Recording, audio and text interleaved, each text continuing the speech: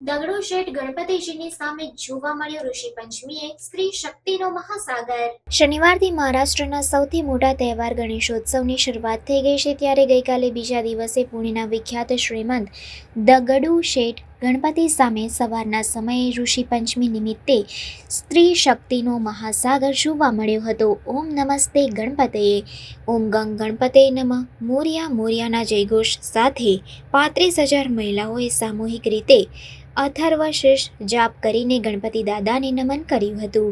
આ સામૂહિક જાપ કરવા માટે શનિવારે મોડી રાત્રે 1 વાગ્યાથી મહિલાઓ દગડુ શેઠ ગણપતિ બાપા સામે પારંપરિક વસ્ત્રોમાં સજ્જ થઈને પહોંચવાની શરૂઆત થઈ હતી।